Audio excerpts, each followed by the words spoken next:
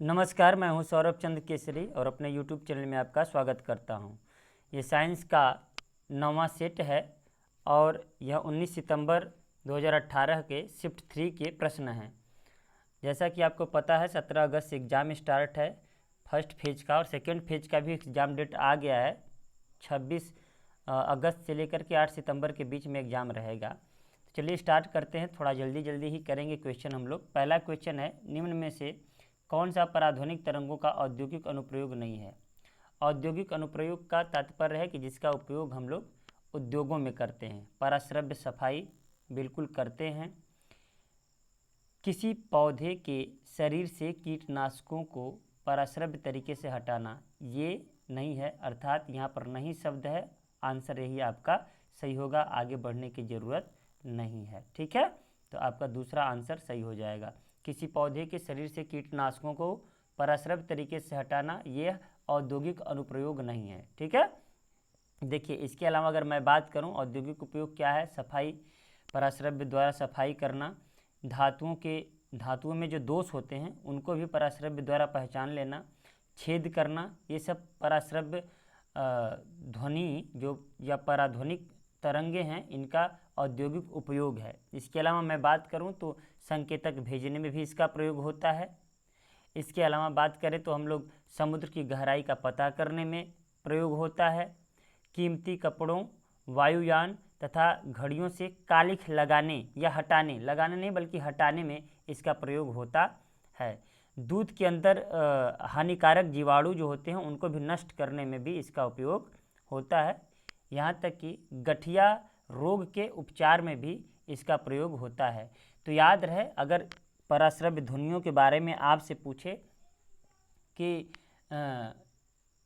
चिकित्सा में इसका क्या उपयोग है, तो चिकित्सा में दो उपयोग महत्वपूर्ण है। एक तो गठिया रोग हटाना, ठीक है ना, और दूसरा क्या है, कभी कभी ये ब्रेन में अगर ट्यूमर वगैरह हो जाते हैं तो उनका पता लगाने में भी पराश्रव्य ध्वनियों का प्रयोग होता है, जिसे पराध्वनिक तरंग कहते हैं। ठीक है, तो याद रहे चिकित्सा में दो उपयोग है, गठिया रोग का उपचार में और मस्तिष्क में जो ट्यूमर हो जाता है उसका पता करने में। नेक्स्ट क्वेश्चन हम लोग बढ़ते हैं दूसरे क्वेश्चन पर, उसका ऑप्शन नंबर बी है, ये याद रखिएगा। प्रजनन की प्रक्रिया के दौरान उत्पन्न होने वाली भिन्नताएं ये क्या हो सकती हैं, तो वंशानुगत होना चाहिए यहाँ पर, वंशागत। ठीक है, वंशानुगत भिन्नताएं हो सकती हैं। अब अगला क्वेश्चन कह रहा है, संवेग की एसआई यूनिट क्या है। संवेग आपको पता होगा, P बराबर क्या होता है, mv, द्रव्यमान गुणे वेग, द्रव्यमान का मात्रक kg और वेग का मात्रक मीटर पर सेकेंड। तो आप देख लीजिए kg मीटर पर सेकेंड यहाँ पर दिख रहा है, आंसर आपका क्या हो जाएगा, C। ठीक है, आगे देखिए, निम्नलिखित में से किसमें कोई कार्य नहीं किया जा सकता। एक कार्य नहीं किया जाता, कब नहीं किया जाता, देखिए कार्य वाले से प्रश्न बनता है। तो यहाँ पर दिया, एक कुली किसी बस से किसी कार तक एक वजन ले जाता है, तो क्या कार्य होगा या नहीं होगा। ठीक है, देखिएगा, सचिन 4 किलोमीटर चलता है, कार्य होगा कि नहीं होगा, अभी आप सोचते रहिएगा। अरुण मैदान पर क्रिकेट खेलता है, कपिल अपने कंधे पर 10 केजी भार लेकर खड़ा है। देखिए ऑप्शन यहाँ पर क्या होगा, ये ऑप्शन नंबर 4 यहाँ होगा। कह रहा है कि कार्य नहीं किया जाता, तो कार्य कब जीरो होता है, कार्य कब नहीं किया जाता, जब कूली भार उठाकर चलता है तो भी कार्य जीरो होता है। लेकिन यहाँ पर कूली भार उठाकर नहीं चल रहा है, बल्कि यहाँ पर साफ साफ लिखा है, एक कूली किसी बस से किसी कार तक एक वजन ले जाता है। वजन ले जाता है मतलब कुछ इस प्रकार से भी हो सकता है, मैं आपको दिखा रहा हूँ। जैसे ये क्या है, ये बैग है, तो बैग को उठा करके ये क्या कर रहा है, ये कूली, ठीक है ना, ये देखिए ये इसको ले जा रहा है। ठीक है, तो यहाँ पर ले जा रहा है, यहाँ पर चक्के लगे हैं, तो यहाँ पर बल इधर लगा रहा है और ये विस्थापित भी बल की दिशा में हो रहा है, लेकिन यहाँ पर क्या है, बल इधर लगा रहा है। ठीक है, और विस्थापन इधर का हो रहा है, तो इनके बीच में एंगल बनेगा और यहाँ पर कार्य होगा। लेकिन अगर यहीं पर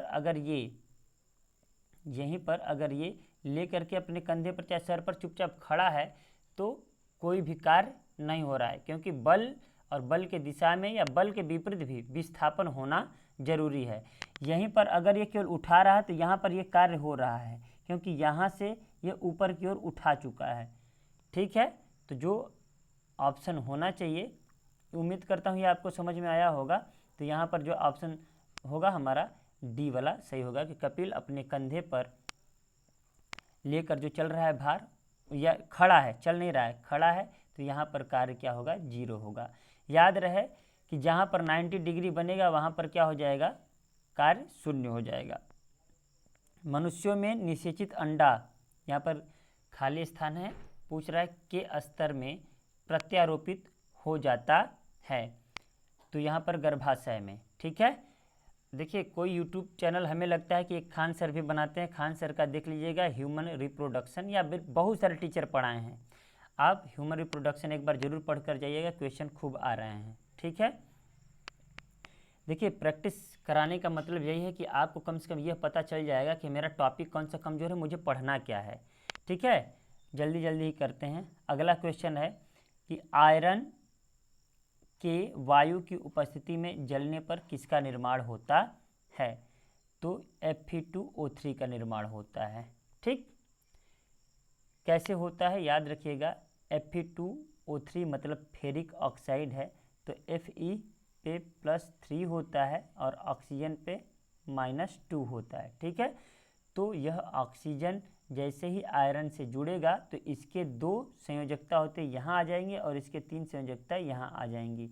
हमने सूत्र लिखने का तरीका आपको बताया है, अतः FeO है तो O का -2 यहाँ आ जाएगा और इसका 3 यहाँ आ जाएगा। ठीक है, उम्मीद करता हूँ ये आपको समझ में आया होगा और यहाँ आंसर जो हो गया डी सही हो जाएगा। नेक्स्ट क्वेश्चन करते हैं हम लोग 7 नंबर का, अमोनिया में नाइट्रोजन की संयोजकता कितनी है। अब मैं इसको थोड़ा सा थियरी पार्ट टाइप थोड़ा समझा देता हूँ ताकि आपको कंफर्म हो जाए। वैसे तो आंसर होगा सी, डी, ठीक है ना, 3। देखिए कैसे होता है अमोनिया का संयोजकता। देखिए अमोनिया का फार्मूला क्या होता है, NH3 होता है।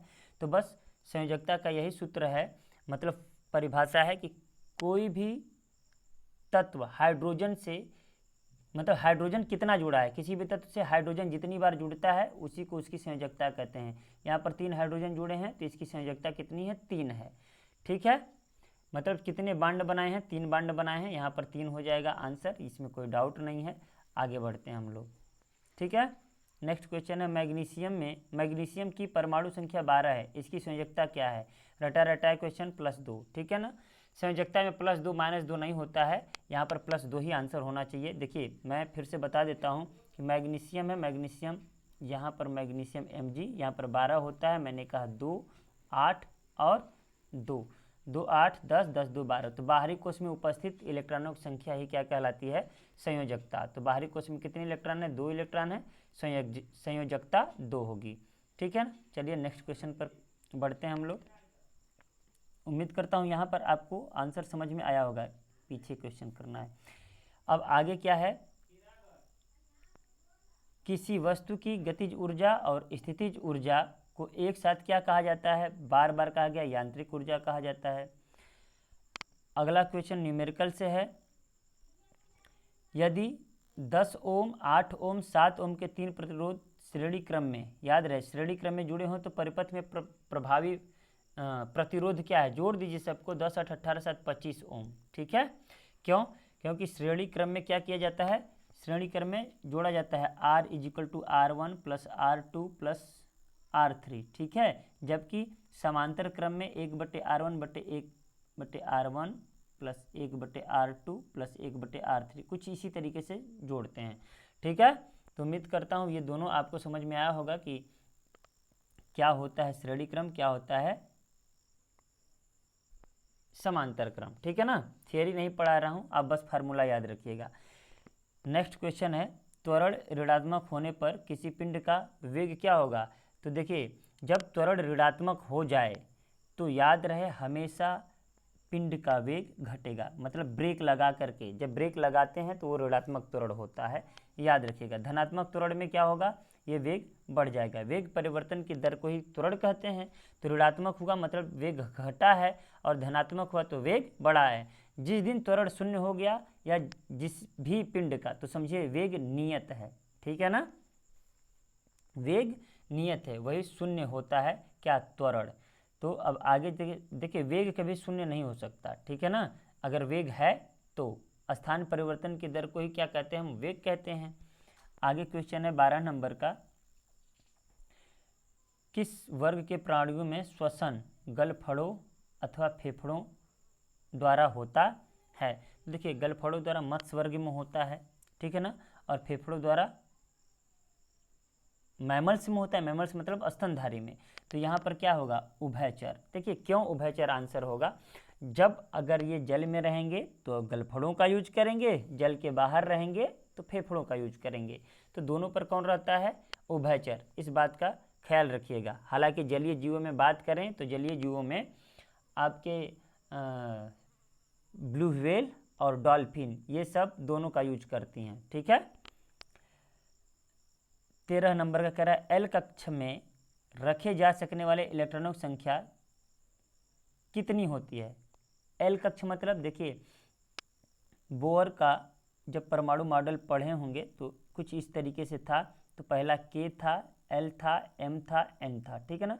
एल का मतलब दूसरा, के का मतलब पहला और एल का मतलब दूसरा। तो बस याद रखिएगा पहले में 2 मैक्सिमम रखे जाते हैं, दूसरे में 8। तो उसका कुल एटॉमिक नंबर या इलेक्ट्रॉनों की संख्या कितनी होगी, 10, ठीक है। देखिए यहाँ पर क्या होना चाहिए, इलेक्ट्रॉनों की एल कक्ष में रखे जा सकने वाले इलेक्ट्रॉन की संख्या 8 होगा, ठीक है ना। देखिए के में 2 था, एल में 8 था। के एल एम, एम में क्या हो जाएगा 18, एन में 4 है तो 32, ठीक है। आगे का क्वेश्चन हम लोग करते हैं। यहाँ पर मैं इसको मिटा दूं। अब आगे का क्वेश्चन है 14 नंबर, ठीक है। कह रहा है जब तत्वों को परमाणु भारों के बढ़ते क्रम में व्यवस्थित किया जाता है तो पहले तत्व के गुणधर्म 8वें तत्व के गुणधर्म से समानता रखते हैं, ठीक है ना। ये संगीत के नोट्स में तो कौन बताया था भाई, न्यूलैंड का अष्टक नियम। 8 यहाँ पर देखिए इसको याद करने की जरूरत नहीं है, साफ साफ कह दिया कि 8वें तत्व, अष्टक माने 8, तो अष्टक नियम न्यूलैंड ने दिया था, बात खत्म, पढ़ा चुके हैं। आगे देखिए क्या है, आभासी और सीधी छवि के लिए दर्पण का आवर्धन होना चाहिए अनंत, ऋणात्मक, शून्य, धनात्मक। तो यहाँ पर आभासी और सीधी छवि कब बनती है, तो जब दर्पण के पीछे बनता है तो आभासी और सीधी छवि बनती है। ये देखिए जैसे कि हमारा उत्तल दर्पण है तो इसमें हमेशा आभासी और सीधी छवि बनती है, इसीलिए जो वैन वगैरह होती हैं उनमें उत्तल दर्पण ही होता है। उत्तल दर्पण मतलब जिसके उभरे हुए भाग से प्रकाश का परावर्तन होता है। अब यहाँ पर जब मैं कलई कर दे रहा हूँ मतलब यहाँ पर प्रकाश परावर्तित होगा, लेकिन यहाँ पर बनता है आपका इमेज। तो याद रखिएगा जब आभासी और सीधी होगी तो यहाँ पर धनात्मक होगा। पता कैसे चले धनात्मक और ऋणात्मक, तो याद रखिएगा मैं फिर से चित्र देकर समझा देता हूँ। यहाँ पर देखिए ये गोलीय दर्पण होता है, ठीक है, ये गोलीय दर्पण है ना। अगर मैं एक आभासी गोला बनाऊं तो कुछ इस तरीके से हो जाएगा, ठीक है ना। इसको काट दूं कुछ इस तरीके से होगा। तो ये देखिए अंदर है जो ये पूरा का पूरा गोला पॉजिटिव होता है, ठीक है ना, जबकि इसके बाहर जो होता है ये निगेटिव होता है, ठीक है। मतलब दर्पण के सामने जो रखा जाएगा वो हमेशा निगेटिव होता है, इसलिए यू का मान हमेशा निगेटिव में रखा जाता है। और v का वैल्यू निगेटिव एवं पॉजिटिव दोनों हो सकता है। कब, जब अगर v मतलब प्रतिबिंब जो है कि दर्पण के सामने बनेगा तो निगेटिव में होगा, दर्पण के पीछे बनेगा तो पॉजिटिव होगा, ठीक है। उम्मीद करता हूँ ये समझ में आया होगा। चलिए इसको हम लोग समाप्त करते हैं, आगे बढ़ते हैं, ठीक। क्वेश्चन कह रहा है कि बल द्वारा किया गया कार्य धनात्मक होता है जब विस्थापन के लंबवत होता है, विस्थापन बल के लंबवत होता है, आरोपित बल से कोई विस्थापन नहीं होता है, विस्थापन बल की विपरीत दिशा में होता है, विस्थापन बल की दिशा में होता है। तो ऑप्शन नंबर डी सही है, ठीक है। अब ये देखिए बहुतों को नहीं समझ में आया होगा तो मैं बता देता हूँ कि कार्य 3 प्रकार का होता है। कार्य धनात्मक भी होता है, ठीक है, उसके बाद ऋणात्मक भी होता है, शून्य भी होता है। देखिए जब बल और विस्थापन की दिशा में 90 डिग्री का कोण बनेगा तो कार्य शून्य होगा। जैसे अभी एक व्यक्ति है, ये अपने सर पर क्या है, सर पर अपने ये उठा लिया है, चुपचाप खड़ा है या चल रहा है, यह चल रहा है, देखिए बल इधर लग रहा है, तो यहाँ पर कोई कार्य नहीं किया जा रहा है, अर्थात कूली द्वारा किया गया कार्य अगर बोझ सर पर उठाया है तो शून्य होता है, ठीक है ना। अब निगेटिव कब होता है, देखिए निगेटिव कब होता है, यहाँ पर अगर एक पिंड रखा गया है, बल इधर लग रहा है और विस्थापन भी इधर हो गया, ये पिंड यहाँ आ गया, तो बल के दिशा में ही विस्थापन हुआ है तो यहाँ पर पॉजिटिव वर्क होगा, ठीक है ना।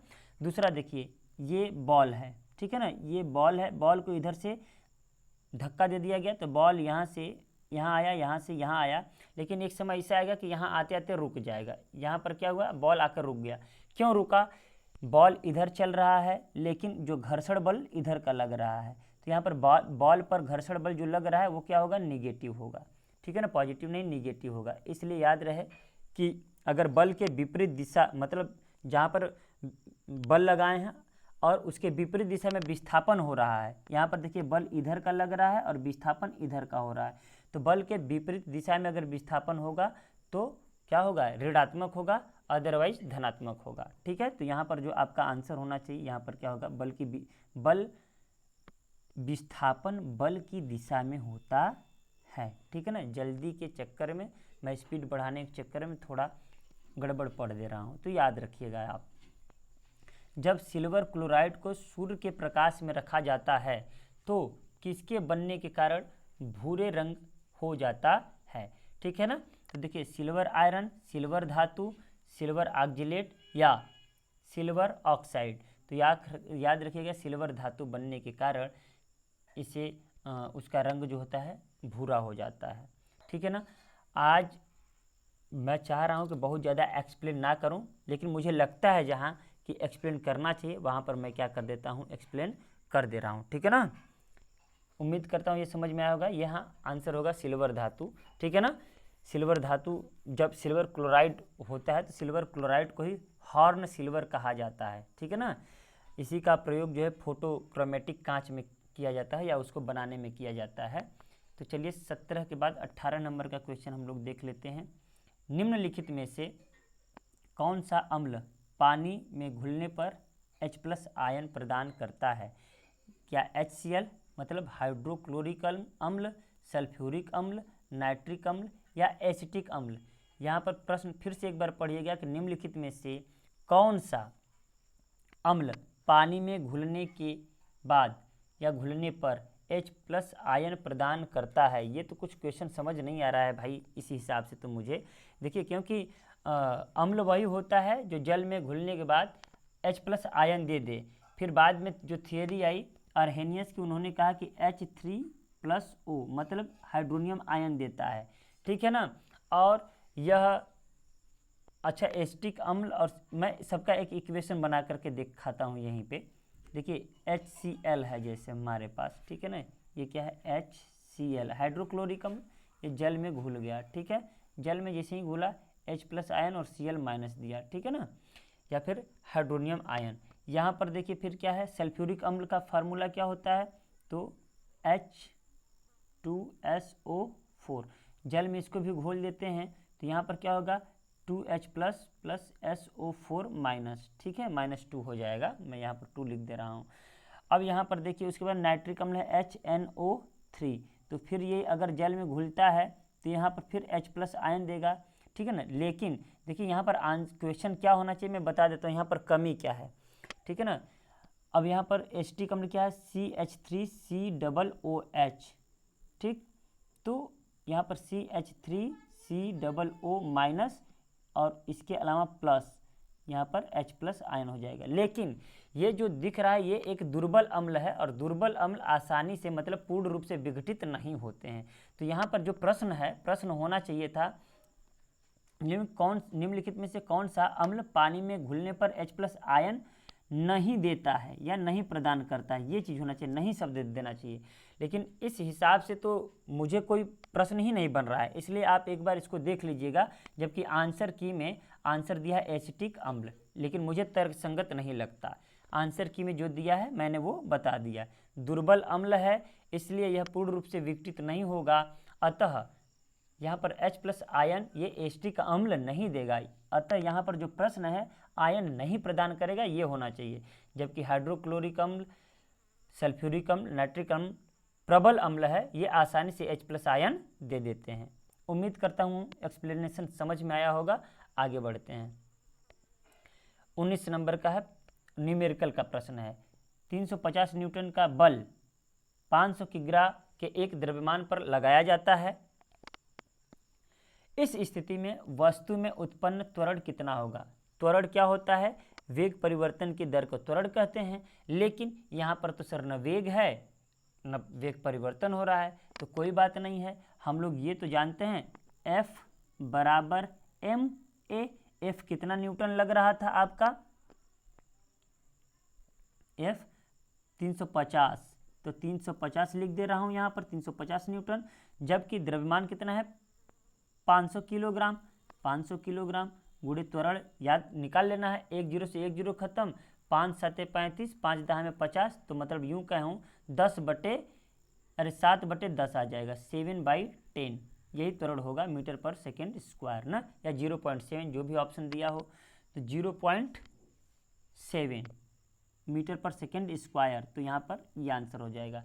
देखिए यहाँ पर ऐसे नहीं दिया है मीटर पर सेकेंड स्क्वायर, जब ऐसे नहीं दिया है इसका मतलब इन्वर्स में आंसर देगा, तो मीटर ये ऊपर जब आएगा तो -2 हो जाएगा, ठीक है ना। तो ये आंसर गलती से मत मार दीजिएगा। उम्मीद करता हूँ ये समझ में आया होगा। Option number D. जड़ों की कोशिकाओं में लंबे रोमों जैसे भाग को क्या कहते हैं? रूट हेयर कहते हैं, या रूट विली कहते हैं, या रूट ट्रैक हाइट्स कहते हैं, या रूट नेल्स कहते हैं। तो याद रहे जड़ों की कोशिकाओं में जो लंबे लंबे रोम होते हैं, ठीक है ना, उस भाग को कहते हैं रूट हेयर। साफ साफ बात है, रूट माने जड़ होता है, यहाँ पर रूट हेयर, तो बाल नुमा जो संरचना दिखता है उसी को रूट हेयर कहते हैं, ठीक है। आगे चलते हैं हम लोग। एसआई पद्धति में त्वरण का मात्रक क्या है? अभी तो जस्ट देखे हैं मीटर पर सेकेंड स्क्वायर, ठीक है ना। आंसर नंबर ये देखिए, एक ही क्वेश्चन के सहारे 2 क्वेश्चन लग गया, ठीक है। कभी भी भूल जाइए तो तुरंत पता करिए। वेग परिवर्तन की दर को कहते हैं, तो वेग बराबर क्या हो, मतलब त्वरण बराबर वेग बटे समय, ठीक है ना। तो वेग का होता है मीटर पर सेकेंड, और फिर बटे समय है, समय का मात्रा भी सेकेंड होता है, तो सेकेंड स्क्वायर हो गया, तो ऊपर जाएगा तो इन्वर्स हो जाएगा, ठीक है ना। आज थोड़ा सा स्पीड से कर रहा हूँ। निश्वासन द्वारा होता है, वायु के अंतःश्वसन द्वारा, फेफड़ों की अस्फीति के द्वारा, फेफड़ों की स्फीति के द्वारा, पंजर की टूट, देखिए निश्वासन मतलब फेफड़ों की अस्फीति के द्वारा, ठीक है ना। आगे का क्वेश्चन देखिए, बहुत ज़्यादा मैं इसको नहीं कर रहा हूँ, मुझे ऐसा लगेगा कि नहीं यहाँ पर जरूर है तो ज़रूर एक्सप्लेनेशन करूँगा। आज आपको दिक्कत हो सकती है, वैसे कोई दिक्कत आए तो ज़रूर कहिएगा कि नहीं और ज़्यादा एक्सप्लेन करने का प्रयास कीजिए सर। 23 का, किस ऑक्साइड अम्लों के साथ साथ क्षारों के साथ भी अभिक्रिया करते हैं? मतलब कौन सा ऑक्साइड, किस नहीं कौन सा ऑक्साइड, ठीक है ना। तो क्या अम्लीय, क्या निष्क्रिय, या उभयधर्मी, या क्षारीय? देखिए बार बार क्वेश्चन मैंने पढ़ाया है कि अम्लीय क्या होते हैं, निष्क्रिय क्या होते हैं, उभयधर्मी क्या होते हैं, क्षारीय। तो देखिए यहाँ पर कह रहा है अम्लों के साथ साथ क्षारों, तो अम्ल से क्रिया कभी अम्ल तो करेगा नहीं, ठीक है ना। अब क्षार की बात कर रहा है तो क्षार के साथ क्षार करेगा नहीं, निष्क्रिय है तो यह कभी जीवन में करेगा ही नहीं क्रिया। बचा क्या? उभयधर्मी। उभयधर्मी क्या होता है? मतलब जो अम्लीय एवं क्षारीय दोनों प्रकृति के होते हैं, परंतु कब? एक विशेष स्थिति में, तो यह अम्लों से भी क्रिया करते हैं और क्षारों से भी क्रिया करते हैं, ठीक। 24 और अंतिम क्वेश्चन, परमाणु संलयन प्रक्रियाएं स्वचालित रूप से होती हैं, तो सूर्य में होती हैं, याद करने की कोई ज़रूरत नहीं है। याद रहे सूर्य में जो ऊर्जा होता है वो नाभिकीय संलयन होता है, ठीक है ना, इसी को बोला गया है परमाणु संलयन। ये अभिक्रिया 2 प्रकार की होती हैं, एक नाभिकीय विखंडन बोलते हैं, क्या बोलते हैं?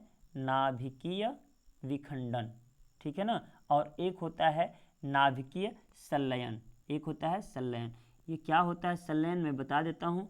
नाभिकीय विखंडन में दो बड़े, या दो नहीं, नाभिकीय विखंडन ऐसी प्रक्रिया होती है जिसमें एक बड़ा नाभिक टूट करके दो छोटे छोटे नाभिक में हो जाते हैं। जैसे ये हीलियम टूट करके हाइड्रोजन में हो जाएगा, ठीक है ना, प्लस हाइड्रोजन हाइड्रोजन। जैसे एक एक एक और दो, कितना हो गया, 3 हो गया। तो यहाँ पर 2 और 4 हो सकता है, तो यहाँ पर 3 कर देता हूँ मैं इसको, ठीक है। यहाँ पर लीजिए 3, देखिए परमाणु क्रमांक भी संतुलित 2, 3 1 4, ये भी संतुलित है। ये बड़े नाभिक छोटे नाभिकों में टूट गए तो इसको विखंडन कहते हैं। लेकिन यहीं पर देखिए संलयन अभिक्रिया क्या होती है। संलयन अभिक्रिया का मतलब क्या है, दो छोटे नाभिक, ठीक है ना, दो छोटे नाभिक जुड़ करके बड़े नाभिक का निर्माण करते हैं। यहाँ पर 2 मैं लिख देता हूँ, 2, यहाँ पर 3 हो गया, 1 और 2, ठीक। हीलियम भी बन सकता है, ये हीलियम का हमने क्या बना दिया है, समस्थानिक, ठीक है ना। ओके, तो चलिए, उम्मीद करता हूँ इतना पढ़ाया गया जितना है उसमें आपको समझ में आया होगा। अगर अच्छा लगे तो ज़रूर कमेंट करिएगा। मिलते हैं नेक्स्ट वीडियो में, तब तक के लिए नमस्कार।